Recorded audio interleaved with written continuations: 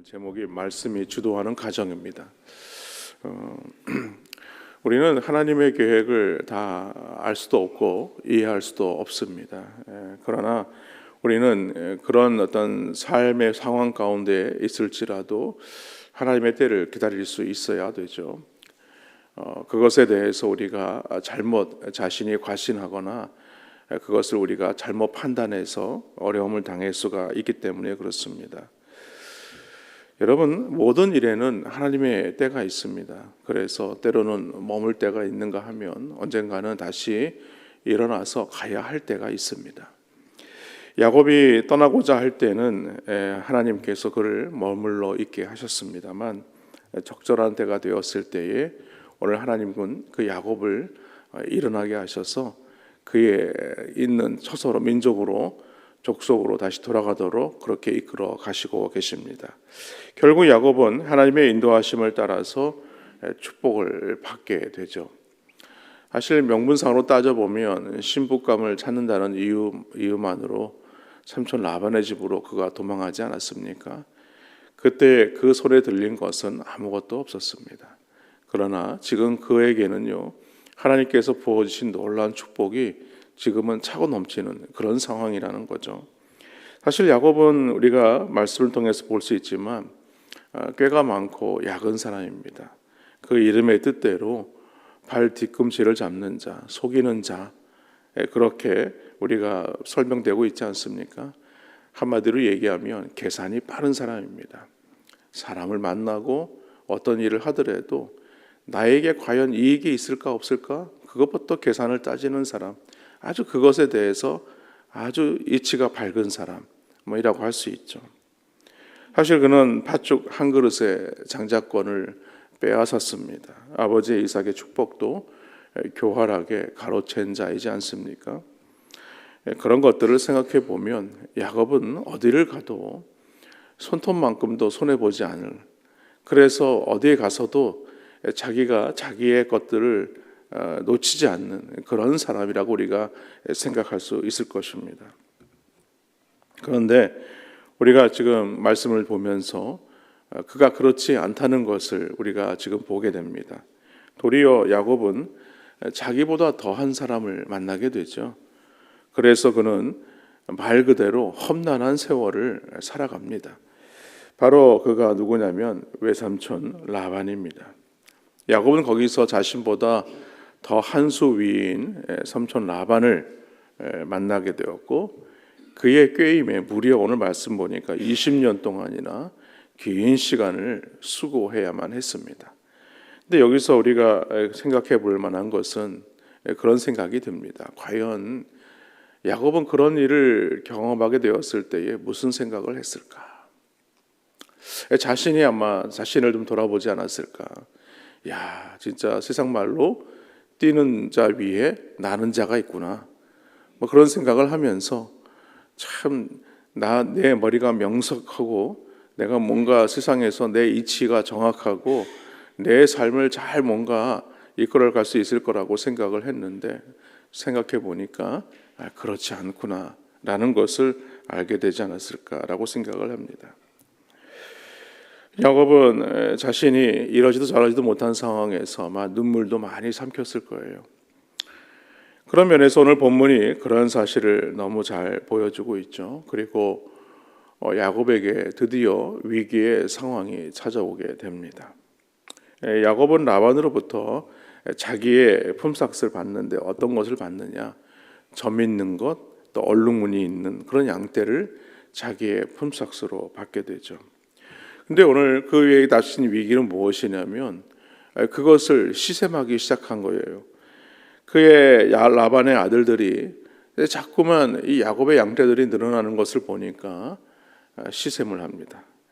그래서 자신의 아버지의 소유를 다 빼앗는 것이 아닌가 야곱을 성토하기 시작하죠. 이 말을 라반도 들었는지 전과 같이 대하지 않는 거예요. 전에는 너무 살갑게 대하기도 하고 진짜 자신의 두 딸을 내어줄 정도로 사랑하는 사위였는데 그 사위를 바라보는 시선이 다른 겁니다.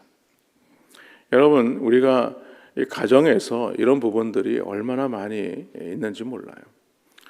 사실 라반도 어떻게 보면 이 야곱보다 더한 사람이기도 하지만은 그가 그의 딸을 내줄 정도의 어떤 그런 사랑을 야곱에게 있지 않았겠습니까? 그런데 오히려 라반은 자신의 아들들의 이야기만 듣는 거죠. 결국에는 자신의 딸도 자식처럼 여기지 않는 겁니다. 다른 이들처럼 여기고 있는 것이죠. 그래서 오늘 이 레아와 라헬조차도 자신을 이방 사람처럼 외국인처럼 여기는 게 아닌가, 그런 섭섭함을 느꼈다라고 말하고 있지 않습니까? 야곱은 그런 어떤 상황들이 많이 힘들었습니다. 그래서 마음도 무거워지고 또 고민도 깊어지게 되죠. 그래서 그의 결론이 어디에 도달하게 되냐면 더 이상 이곳에 머물 수가 없겠구나라는 거예요. 그렇지만 지금 상황은 어떻습니까? 뭐 하나 정확하게 계획되거나 준비된 게 아무것도 없거든요. 그런데 그때 하나님께서 야곱에게 찾아오셔서 말씀합니다. 그 내용이 3절 말씀이에요. 거기 보면 너의 땅, 너의 조상의 땅, 내 족속에게로 돌아가라. 내가 너와 함께 있으리라. 이 말씀을 하셨어요. 사실 이 사건은 하나님께서 야곱을 두 번째로 찾아오신 사건이지 않습니까? 그가 한 번은 그 아버지와 에서에게서 도망하면서 광야에서 그 하나님이 첫 번째로 그에게 찾아오셨죠. 그곳에서 돌베개를 베고 잤던 그 베개에다가 돌에다가 기름을 부어서 여기는 베델이다, 하나님의 집이다 라고 그렇게 선포를 했었습니다. 그리고 오늘 이제 삼촌 라반의 집에서 시간이 한 20여 년 시간이 지난 이후에 오늘 하나님께서 야곱을 찾아오신 겁니다. 그래서 야곱은 레아와 라헬을 자신이 양을 치고 있는 그 집도 아니에요. 들판으로 부르게 됩니다. 참 이런 모습을 보면 참 야곱에게도 그래도 자신이 뭔가 결정을 하고 이 모든 것들을 이끌어갈 수 있지만 자신의 아내에게도 이런 사실을 함께 나누고 있는 것을 볼 수가 있습니다. 그 7절 말씀에 보니까 그대들의 아버지가 나를 속여 품삯을 10번이나 변경하였느니라. 그러나 하나님이 그를 막으사 나를 해치지 못하게 하셨으며 라고 말하고 있죠.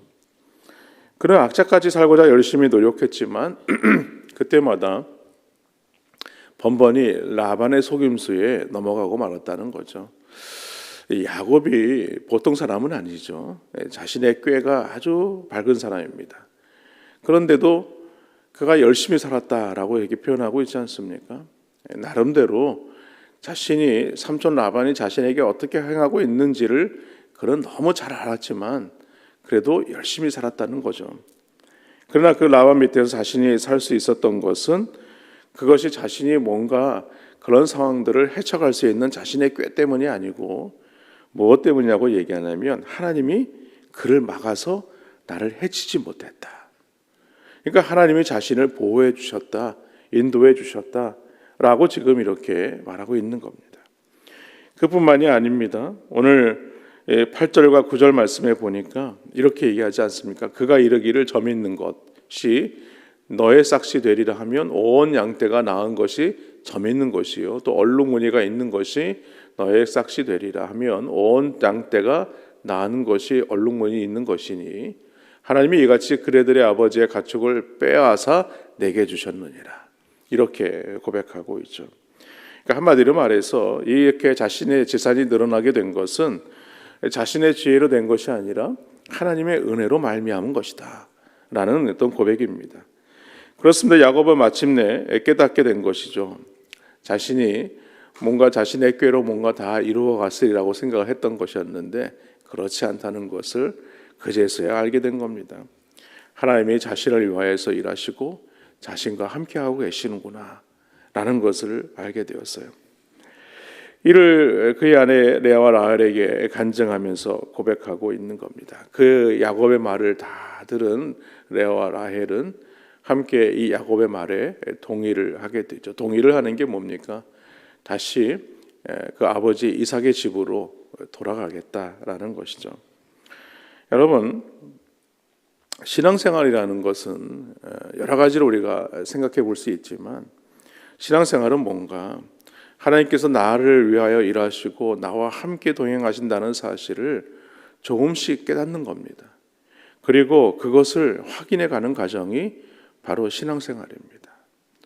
우리가 일상에서 만나는 어떤 일들을 경험하면서 우리가 그렇게 고백을 하지 않습니까? 다 그때 하나님께서 이렇게 섭리하셔서 인도해 주셨습니다. 그럼 그거를 잊지 마시고 내 삶에서 하나님께서 이렇게 간섭하여 주시는구나, 인도해 주시는구나, 그걸 깨닫고 하나님의 은혜를 붙들고 살아가는 것이 바로 신앙생활입니다. 야곱이 그랬다는 거예요. 하나님은 혹독한 이 야곱의 삶에 개입하셔서 믿음의 사람으로 그를 만들어 가신 겁니다. 그렇게 보면 야곱의 고통과 이 고된 삶의 현장은 어떤 것인가? 그를 하나님의 사람으로 온전히 빚어가시는 그 하나님의 은혜의 시간이라는 거예요. 그러므로 여러분, 우리도 때로는 고난이 있고 또 어려운 상황들이 있고 환경이 힘들고 어렵다고 할지라도 여러분, 그런 시간들은 하나님의 은혜를 더 깊이 우리가 깨달을 수 있고 또 묵상할 수 있고 또 우리 신앙생활에서 우리와 함께 하시는 하나님을 만나는 그런 시간이라는 사실을 믿으시기를 바랍니다. 그래서 오늘 이 하루도 하나님의 은혜를 놓치지 않고 하나님의 말씀을 따라서 때로는 그런 고단의 어떤 삶의 모습이 우리 가운데 있다면 하나님이 나를 만나시고 하나님께서 나에게 은혜를 베풀어 주시기 원하시는구나, 그런 시간대라는 사실을 깨달으셔서 또 하나님과 동행하시는 귀한 은혜가 있기를 주님의 이름으로 간절히 축원합니다.